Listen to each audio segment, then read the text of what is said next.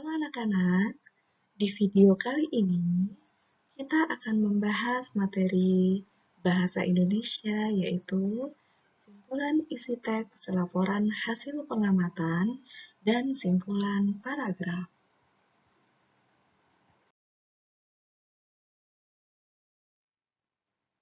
Jenis-jenis laporan. Yang pertama ada laporan pengamatan. Contohnya, mengamati kondisi kantin sekolah ketika istirahat. Yang kedua, laporan penelitian. Biasanya digunakan di pendidikan tinggi. Selanjutnya, ada laporan kegiatan, misalnya kegiatan seminar atau kegiatan diskusi, atau bisa jadi kegiatan kepramukaan dan lain-lain. Yang keempat, ada laporan perjalanan. Contohnya, perjalanan mengunjungi daerah istimewa Yogyakarta. Kemudian yang selanjutnya ada laporan hasil wawancara. Kalau wawancara berarti melibatkan narasumber dan ada juga topik wawancara. Yang akan kita bahas adalah ciri-ciri teks laporan hasil pengamatan. Teks laporan hasil pengamatan itu bersifat objektif, menggambarkan keadaan yang sebenarnya pada waktu kita melakukan pengamatan. Kemudian yang kedua, ditulis berdasarkan fakta, keadaan yang sesungguhnya atau keadaan yang sebenarnya. Kemudian yang ketiga, teks laporan hasil pengamatan ditulis secara lengkap sesuai dengan hasil pengamatan kalian. Selanjutnya, setelah kita melakukan kegiatan pengamatan, maka langkah berikutnya adalah membuat laporan pengamatan. Unsur-unsur apa saja yang harus ada dalam laporan pengamatan? Nah, perhatikan. Yang pertama, diberi judul laporan hasil pengamatan. Kemudian, nama kegiatannya.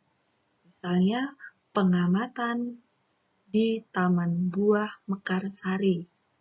Nah, kemudian dicantumkan juga lokasinya di mana, waktunya kapan, objek yang diamati apa, dan yang terakhir, sebelum tempat dan tanggal pembuatan ada hasil pengamatan.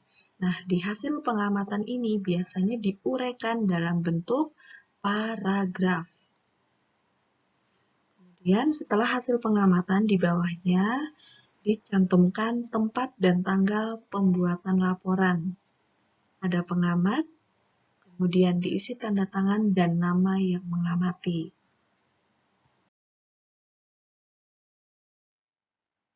Setelah kita mengetahui laporan hasil pengamatan, maka kita bisa membuat simpulan laporan hasil pengamatan ataupun simpulan paragraf. Apa itu simpulan? Simpulan paragraf adalah intisari atau rangkuman dari suatu paragraf.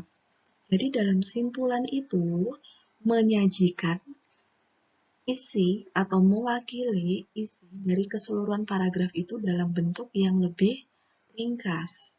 Nah, untuk selanjutnya kita akan bahas mengenai simpulan. Sebelum kita lanjutkan ke kesimpulan, kita ingat kembali tentang materi menyusun paragraf. Dalam sebuah paragraf itu pasti mempunyai ide pokok. Berarti, langkah pertama menyusun paragraf adalah menentukan ide pokok. Apa sih yang akan kita bahas dalam paragraf itu? Nah, secara umum kita membahas apa? Nah, dari ide pokok tersebut, kita kembangkan menjadi kalimat utama. Dari kalimat utama masih bersifat umum, maka kita jabarkan lagi kalimat penjelas yang mendukung kalimat utama. Jika kita sudah mendapatkan ide pokok, kemudian dikembangkan kalimat utama, dan mendapat beberapa kalimat penjelas, barulah kita bisa menyusun sebuah paragraf yang padu. Paragraf yang padu itu paragraf yang kalimatnya berkaitan. Tadinya membahas apa, kemudian dijelaskan dalam kalimat penjelas.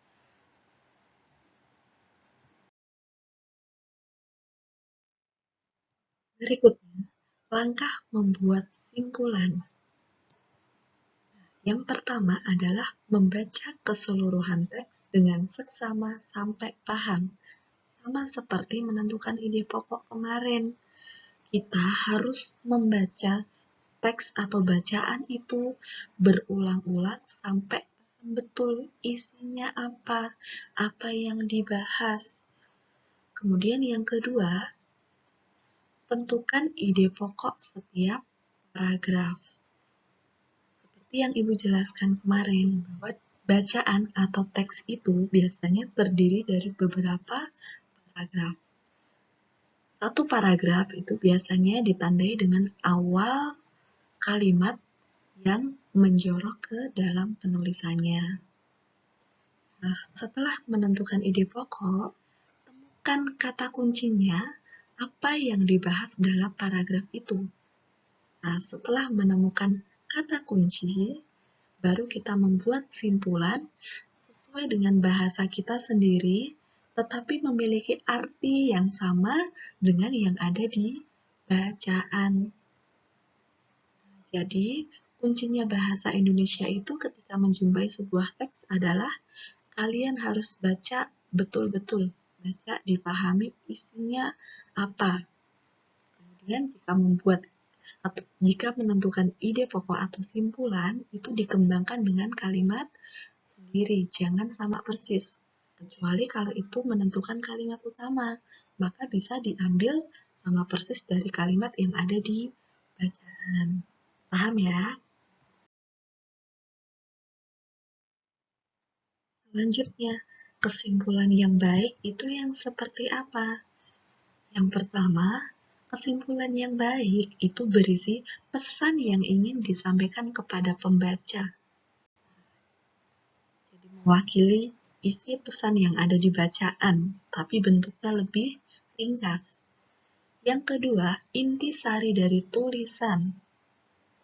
Inti dari apa yang dibahas dalam teks tersebut atau bacaan tersebut. Yang ketiga, dimulai dari khusus ke umum. Yang keempat, menggunakan kosakata baku. Dan yang kelima, merupakan suatu pernyataan yang dibuat berdasarkan ide pokok dan kata kunci dari kalimat penjelas dengan kalimat sendiri. Seperti yang Ibu jelaskan tadi, membuat simpulan dikembangkan dengan kalimat sendiri, tidak sama persis dengan yang ada di bacaan. Boleh sama persis tapi beberapa bagian saja. Kemudian yang lainnya dikembangkan dengan kalimat sendiri.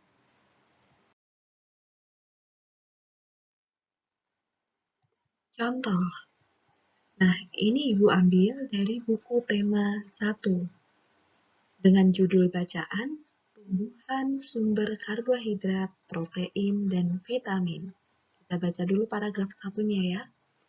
Manusia dan hewan memerlukan makanan untuk melakukan aktivitas sehari-hari. Oleh karena itu, jenis tumbuhan yang banyak mengandung sumber energi perlu dikonsumsi setiap hari. Ada beragam jenis tumbuhan yang mengandung karbohidrat, seperti padi, jagung, dan umbi-umbian. Nah, dari paragraf ini, apa ya ide pokoknya? Apa yang dibahas dalam paragraf ini secara umum? Ya, manusia dan hewan memerlukan makanan.